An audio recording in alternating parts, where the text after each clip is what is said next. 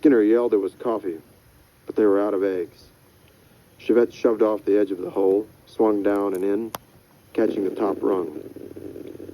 "Come on, Annie, you're gonna get 'em," Skinner said.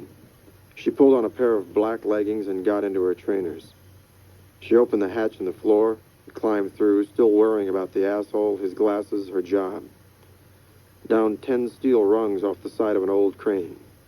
She climbed into the waist-high yellow plastic basket and hit the switch. The motor whined and the big-toothed cog on the bottom led her down the slope. A black guy named Fontaine had built it for Skinner when he had started to have trouble with the climb. Fontaine lived on the Oakland end with a couple of women and a lot of children. He took care of a lot of the bridge's electrical stuff.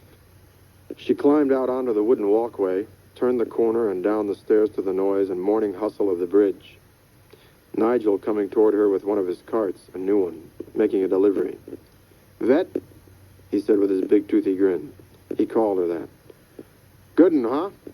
with a gesture of pride for his cart. Nigel did work for some of the other riders at Allied, ones who still rode metal. He hadn't liked it when Chevette had gone for a paper frame. "Good one," she agreed. "That Jap shit delaminate on you yet?" "No way. It's gonna. Money down too hard. It's glass. Come see you when it does." Nigel shook his hair at her. The faded wooden fishing plug that hung from his left ear rattled and spun. "Too late then." Chevette found the egg lady and bought 3. Skinner was sitting at the table when she got back, more like a shelf than a table. He was drinking coffee out of a dented steel thermos mug. While he broke the egg, she went to the jacket on its hook and took that case out. You couldn't tell what it was made of, and that meant expensive. Something like dark gray, thin as the shell of one of those eggs, but you could probably drive a truck over it. She figured out how you opened it the night before. Finger here, thumb there, it opened. No catch or anything, no spring. Inside was like black suede, but it gave like foam under your finger. Those glasses nested there, big and black. Like that Orbison in the poster stuck to Skinner's wall, black and white. They bothered her. Not just that she'd stolen them, but they weighed too much, way too heavy for what they were, even with the big earpieces. The frames looked as though they'd been carved from slabs of graphite. She put them on, black, solid black. A rattle of the spatula as Skinner swirled the eggs. He put her share of the eggs in an aluminum mess tray stamped 1952, set it down beside a fork and her mug of black coffee. She put the glasses on the table. "Can't see through them, just black." "Where'd you get 'em?" She looked at her coffee. "Found 'em." "You working today?" "Noon to 5. She picked up the glasses, turning them. She'd better toss them, she thought. Rydell took a Cal Air tilt rotor out of Burbank into Tuesday's early evening. The guy in San Francisco had paid for it from the other end. Said call him Freddie. He had a window seat. Down there, the spread of lights through the faint glaze of some previous passenger's hair oil. He closed his eyes. "Is that the coastal highway, do you think?" He opened his eyes to the lady leaning across him to peer through the film of hair oil, like Mrs. Armbruster in 5th grade, older than his father would be now. "I don't know," Rydell said. "Might be, I'm not from here." She smiled at him, settling back into the grip of the narrow seat. Completely like Mrs. Armbruster. These old ladies with their bouncy, thick-soled shoes. "I'm on my way to San Francisco to assist in my late husband's transfer to a smaller cryogenic unit," she said. "One that offers individual storage modules. He's been in cryo, 9 years now, but I've never liked to think of his brain tumbling around in there like that, wrapped in foil. Don't they always make you think of baked potatoes?" Rydell glanced sideways, found his gaze caught in hers. Hazel eyes, mazed there in the finest web of wrinkles. "Excuse me, ma'am," Rydell said, "but I've got to try to catch a little sleep here." "You go right ahead, young man. You do look rather tired." Rydell closed his eyes, put his head back, and stayed that way until he felt the rotors tilting over into descent mode.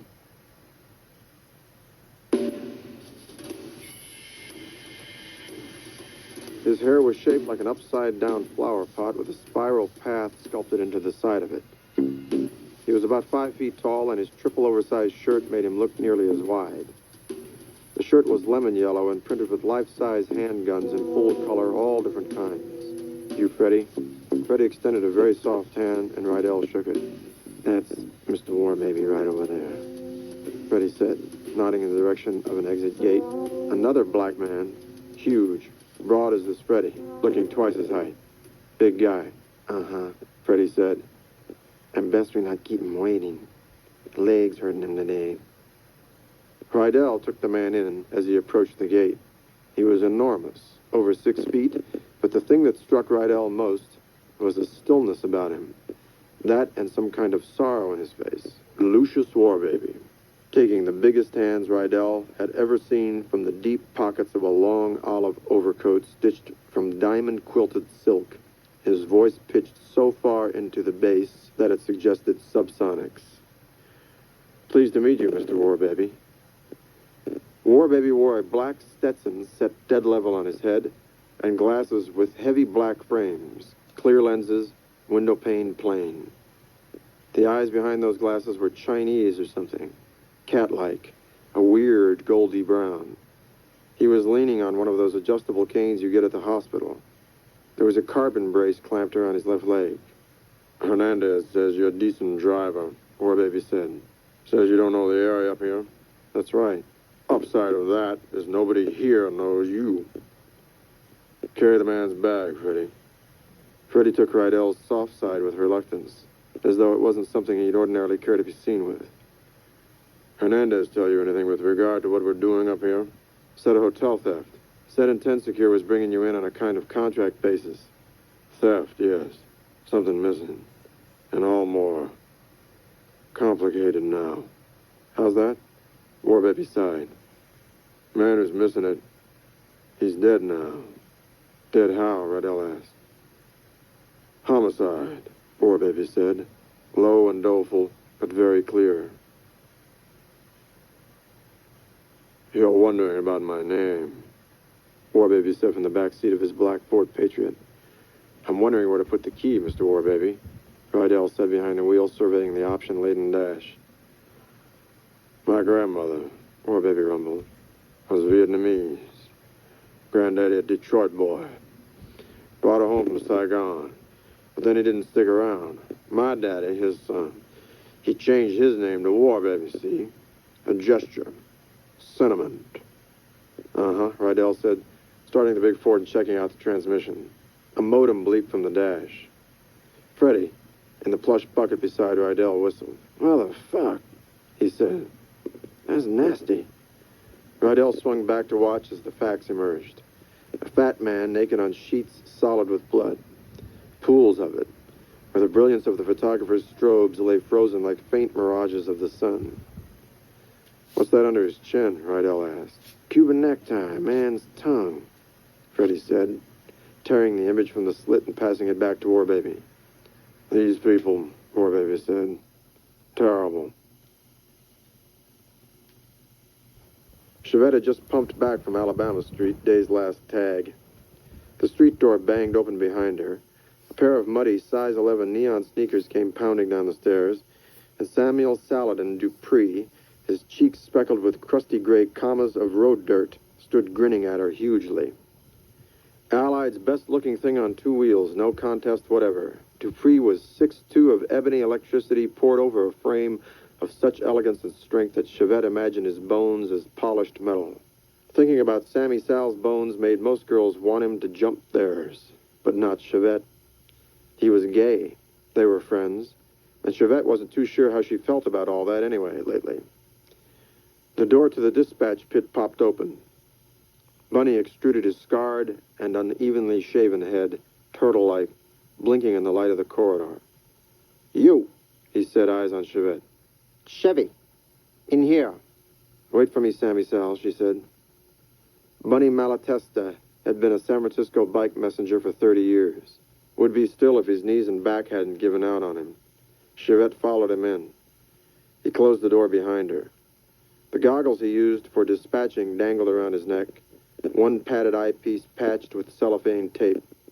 Half a dozen color monitors were arranged in a semicircle in front of a black swivel armchair. Now tell me what you were doing over the Morrissey last night, and it better be good. Pulling a tag, Chevette said, going on automatic, the way she had to if she were going to lie and get away with it. So how come you never checked out? Hey, Bunny, Chevette said. My ride was down in the basement. I saw a freight L on its way down. Jumped in. I know I'm supposed to clock out at security, but I thought they'd have somebody on the parking exit, you know? I should have gone back around and done the lobby thing. You know it. It's regs. It was late, you know? Bunny cupped each knee in a big-knuckled hand and stared at her. Very un-Bunny, like something was really bothering him. They want to know when you left. Maybe 10 minutes after I went in, 15 tops. You went in 6:32:18. They got that when they scanned you. Bunny, what's the deal? Tell them I screwed up is all. Look at Chev, he said. Security guy calls, that's one thing. Sorry, boss, won't let it happen again. But this was somebody up in the company. Intend Secure it's called, and he called up Wilson direct, Allied's owner. So I got to make nice with Mr. Wilson and Mr. Security. Bunny, she said, I'm sorry. Hey, you're sorry? I'm sorry, but there's some big shit rent-a-cop sitting behind a desk, and he's putting fucking Wilson through about what precisely did you do after you gave that lawyer's package. About how long you mess for Allied and a criminal record where you live. Chevette saw the asshole's black glasses right where she'd left them, in their case behind Skinner's 97 Geographics. She tried to lift them out of there with mind power. Right up to the tar-smelling roof and off the edge. Put those bastards in the bay like she should have done this morning. But no, they were there. You tell them where I live, Bunny? Out on the bridge, he said, and cracked her a little sliver of grin. Not like you got much of an address, is it? Now he spun himself around in the chair and began to shut the monitors down. Bunny, she said, what'll they do now? Come and find you. His back to her. Here, because there won't nowhere else to go. You didn't do anything, did you, Chevy? Back of his skull showing gray stubble. Automatic. No? No? Thanks, Bunny. He grunted in reply, neutral, ending it, and Chevette was back in the corridor, her heart pounding. Up the stairs, out the door, plotting the quickest way home, running red lights in her head. Gotta get rid of the glasses, gotta. She headed for the bike rack. Hey, Sammy Sal said.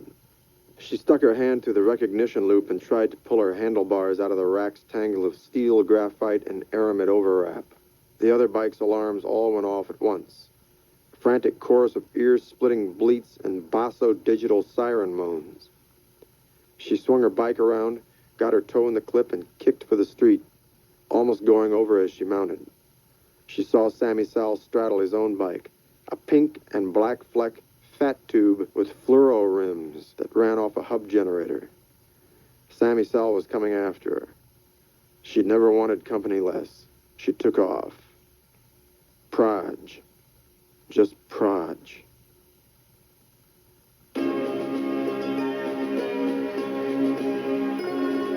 Rydell looked at these two San Francisco cops, Svobodov and Orlovsky, and decided that working for Warbaby had a chance of being interesting.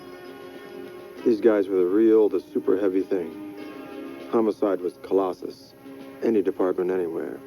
He'd been in Northern California all of 48 minutes, and he was sitting at a counter drinking coffee with Homicide. Except they were drinking tea, hot tea, and glasses, heavy on the sugar. Svobodov was nearly as tall as Warbaby, but it all seemed to be sinew and big knobs of bone. He had long, pale hair, combed straight back from his rocky forehead, eyebrows to match, and skin that was tight and shiny, like he'd stood too long in front of a fire. Orlovsky was thin and dark, with a widow's peak, lots of hair on the backs of his fingers, and those glasses that looked like they'd been sawn in half. They both had that eye thing, the one that pinned you and held you and sank right in, heavy and inert as lead. Svobodov looked around the little diner, took a pack of Marlboros out of his raincoat. What you know, Warbaby, Svobodov said. Mr. Blix has been found dead at the Morrissey. Murdered. Pro job, Orlovsky said. Svobodov sucked on his cigarette. What you know, Warbaby? Hans Rutger Blix, 43, naturalized Costa Rican. My heady ass, Svobodov said, around the Marlboro. What a baby, Orlovsky said. I know you were working on this thing before this asshole got his throat cut. Asshole, Warbaby said. Man's dead is all. I make him an asshole. Asshole, believe it, Warbaby sighed. Man had a jacket, Arcady. You want his jacket? Svobodov said. You tell us what you're supposed to be doing for him. You know he talked to you. Man lost something. What? Something of personal nature. Svobodov sighed. Lucius, please. Pair of sunglasses. Insecure brings in Lucius for a baby because this guy loses his sunglasses? He thought he might have lost them at a party, poor baby offered. Someone might even have taken them. What party? Svobodov shifted on his stool, and Rydell heard the hidden armor creak. Party at the Morrissey. Whose party? Orlovsky over those glasses. Mr. Cody Harwood's party, Warbaby said. Mr. Blix went down to Mr. Harwood's party, had a few drinks. He had this property in the pocket of his jacket. Next morning, it was gone. Called security of the Morrissey. They called Intense Secure. Intense Secure called me. The glasses, Svobodov said. What kind of glasses? Sunglasses, Freddie said. We found these. Svobodov took something from the side pocket of his London fog. A Ziploc evidence bag. Rydell saw shards of black plastic. Cheap VR ground into the carpet. Do you know what he ran on them? Warbaby asked. Now it was Orlovsky's turn for show and tell. He produced a second evidence bag. This one from inside his black vest. Looked for software. Couldn't find it. Then we x-ray him. Somebody shoved this down his throat. A black rectangle. The stick-on label worn and stained. But before they cut him... What is it? Warbaby asked. McDonough, Svobodov said. Huh? Freddie was leaning across Warbaby to peer at the thing. McWhat? Fuck cheap. It sounded to Rydell like fuck cheap, but then he got it. Fuck chip. McDonough. I wonder if they read it all the way down, Freddie said from the rear of the Patriot. Read what? Rydell was watching Warbaby and the Russians, who were standing beside one of the least subtle unmarked cars Rydell had ever seen. A primer gray whale with a cage of graphite protecting the headlights and radiator. That pawn they found down the guy's esophagus. A lot of code in a program like that. Hide all sort of goodies in the wallpaper, you know. Are you into computer stuff, Freddie? I'm Mr. Warbaby's technical consultant. What do you think they're talking about? They're having the real conversation now. What's that? The deal conversation. We want what they got on Blix, the dead guy. Yeah? So what we got? We? Freddie whistled. You just driving. Svobodov and Orlovsky climbed into the gray whale. Warbaby walked to the Patriot using his alloy cane. The police car rose up about 6 inches on hydraulics and began to moan and shiver, rain dancing on its long hood as Orlovsky revved the engine. Take off, Warbaby said, slamming the door. Protocol. We leave first. We have business downtown. Sad about it. The lobby of the Morrissey made Rydell want to whisper, like being in a church or a funeral home. They were standing around by the security desk while Warbaby talked to someone on a house phone. The 3 guys on duty at the desk wore intense secure uniforms, but really fancy ones with bronze logo buttons on their peaked caps. Rydell watched as Warbaby turned, handing the phone to one of the guys in the peaked caps. Warbaby gestured for Freddie and Rydell, leaned on his cane as they walked toward him. They take us up now, he said. Freddie and Rydell followed Warbaby across the lobby. Rydell saw how he jabbed his cane hard into the carpeting, the brace on his leg ticking like a slow clock. Sometimes when she rode hard, Chevette got free of everything, the city, her body, even time. And she was starting to get that now in spite of everything. If she just let go, let her mind sink down into the machinery of bone and gear ring and carbon-wound Japanese paper. But Sammy Sal swerved in beside her, bass pumping from his bike's bone conduction beatbox. Something eating you, little honey? His hand on her arm, rough and angry. Let me go. No way. I got you this job. You're going to blow it. I'm going to know why. He slammed his other palm on the black foam around his bars, killing the music. Please, Sammy, I got to get up to Skinner's. He let go of her arm. Why? She started to cough, caught it, took 3 deep breaths. You ever steal anything, Sammy Sal? I mean, when you were working? Sammy Sal looked at her. No, he said finally. But I've been known to fuck the clients. Chevette shivered. I stole something last night from this guy's pocket up at this party at the Hotel Morrissey.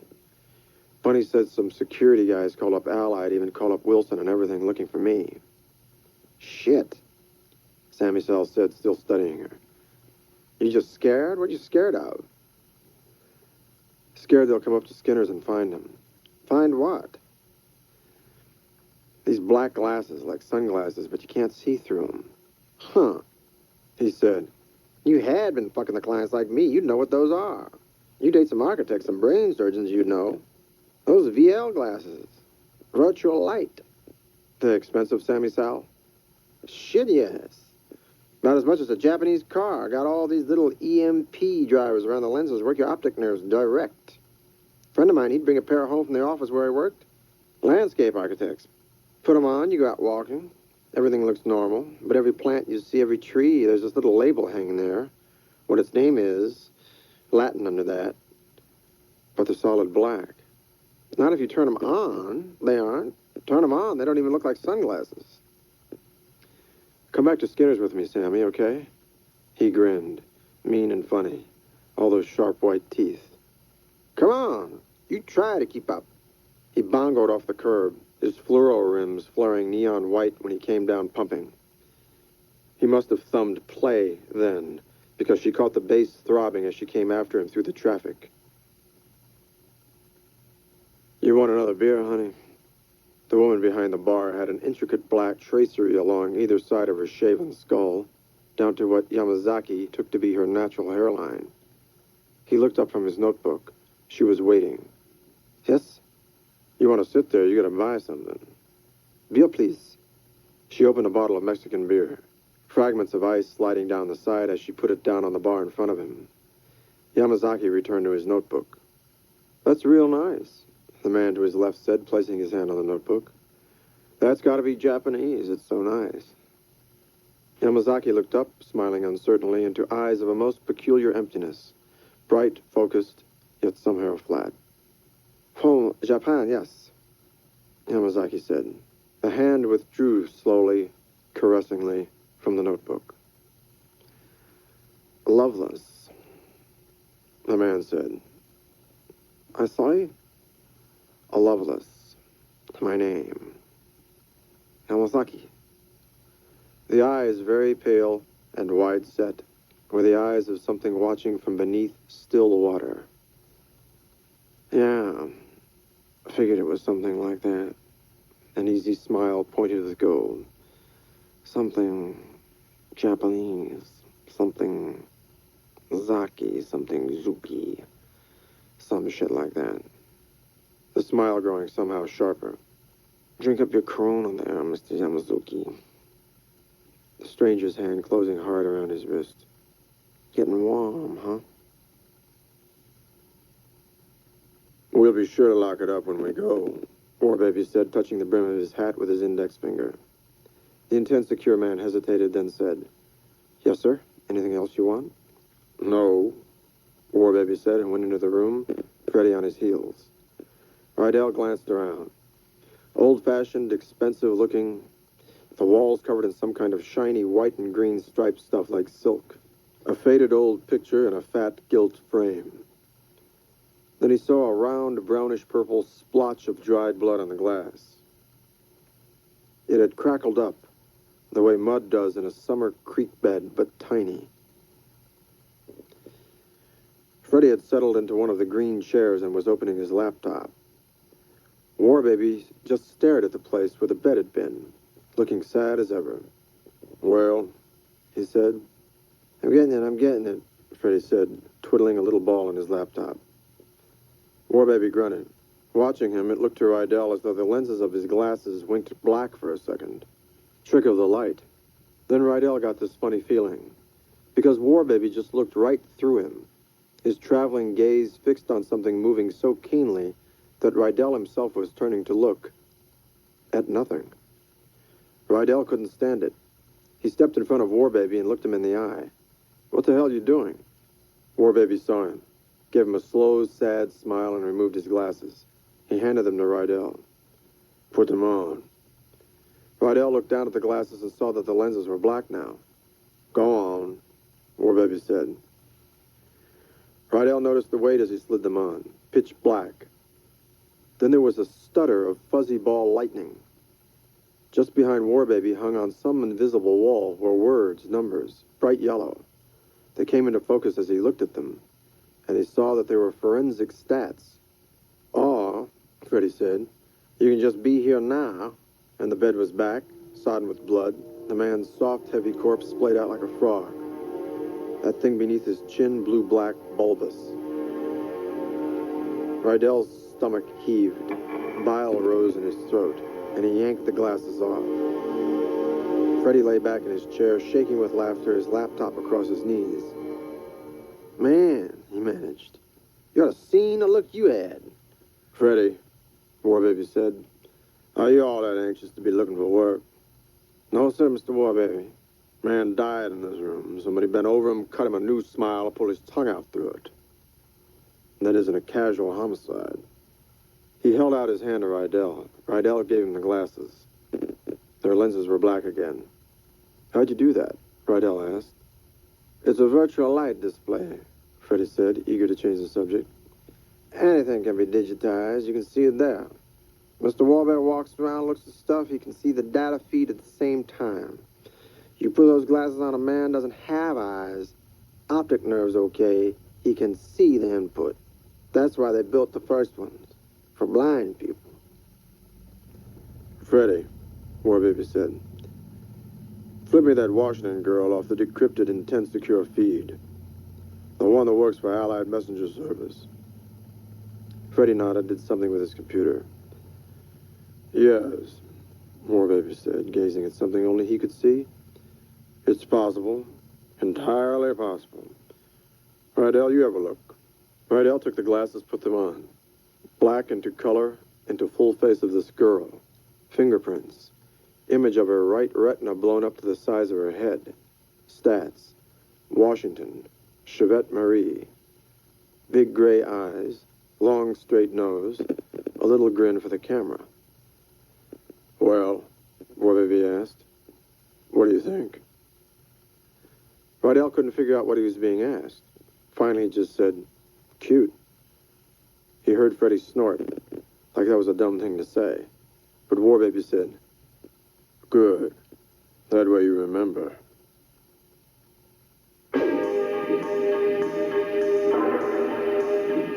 Sammy Sal lost her. Big as he was, he had no equal when it came to writing tight. He could take turns that just weren't possible. But Chevette had a good idea where she'd find him. She rode on, between stalls and stands in the evening's commerce, looking for Sammy Sal. Found him leaning on his bars beside an espresso wagon, not even breathing hard. A Mongolian girl was running him a cup. Chevette bopped the particle brakes and slid in beside him. She gestured to the girl to run her one. "You know," Sammy Sal said, "you shouldn't have this kind of problem. You don't need to." Chevette blew on her coffee. "I know. So how are you going to deal with whatever's coming down?" "I'm going up to Skinner's room, get those glasses, take him up on the roof, and throw him over." "Then what?" "Didn't do it. Don't know shit. Never happened. Once that shit's in the bay, nobody can prove I did anything." "You coming, Sammy Sal?" "What for?" "Talk to Skinner. Get between him and his magazines.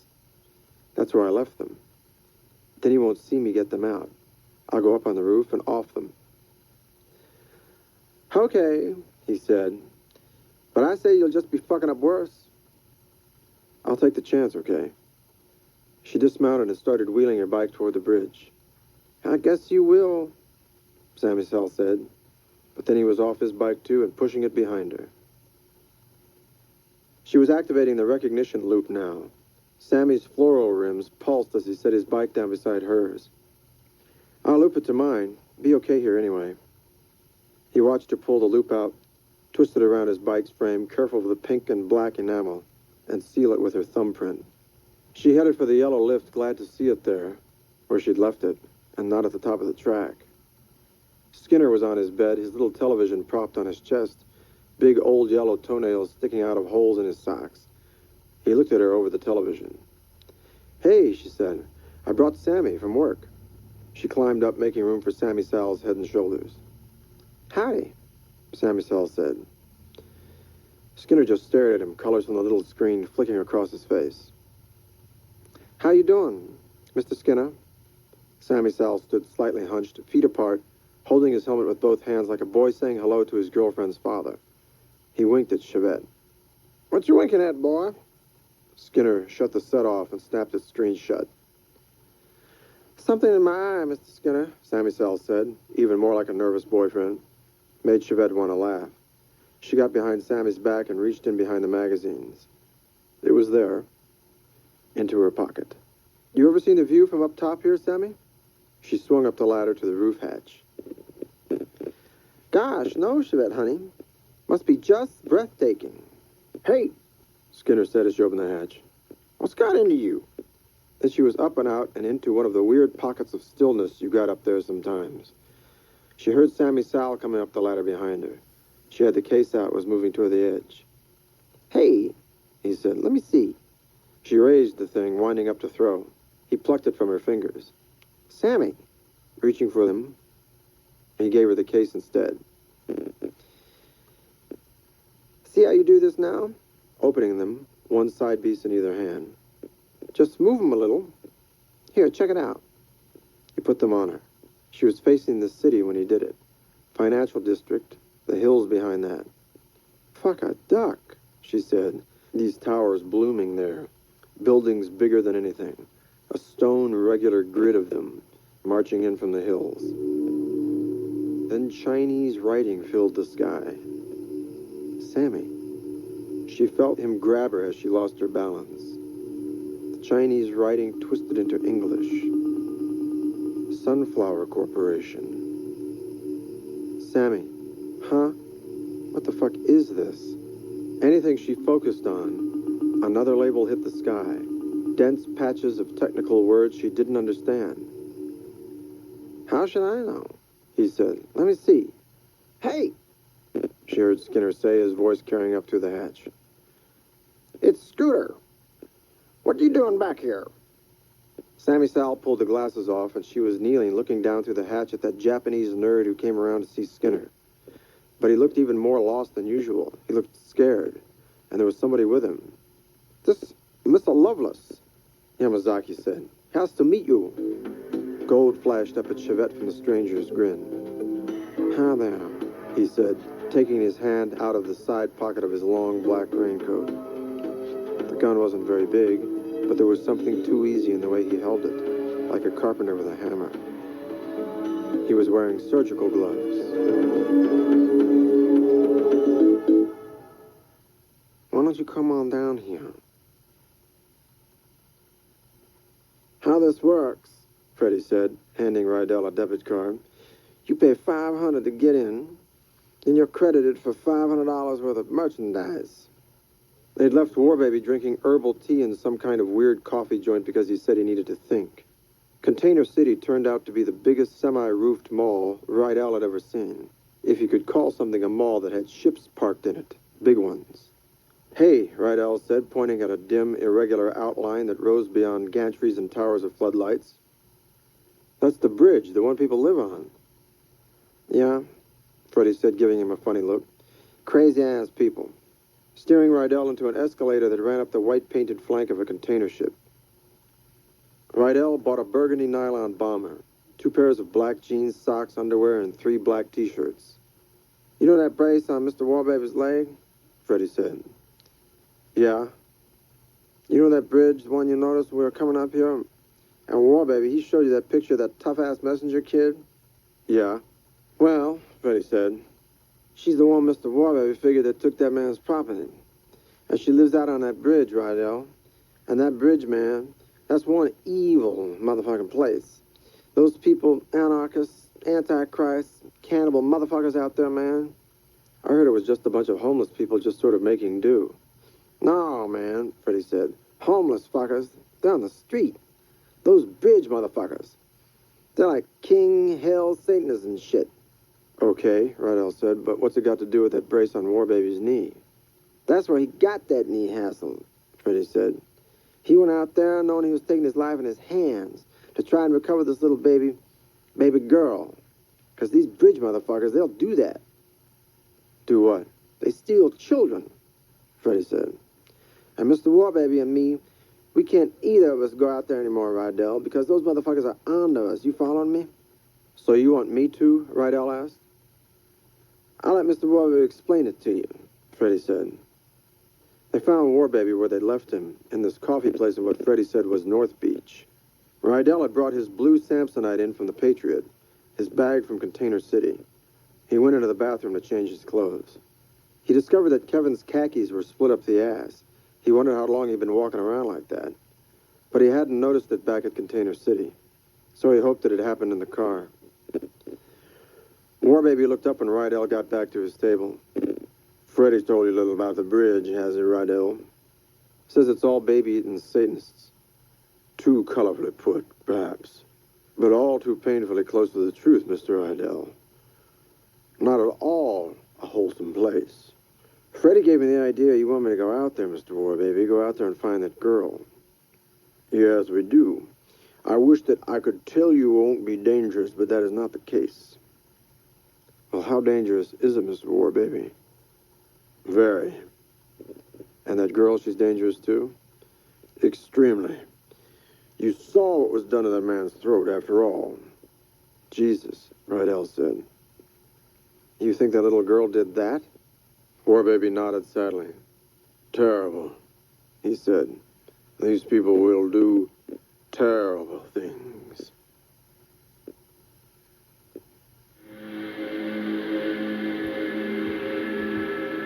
It wasn't a smile that would ever make anybody feel good. Gold at the corners of it.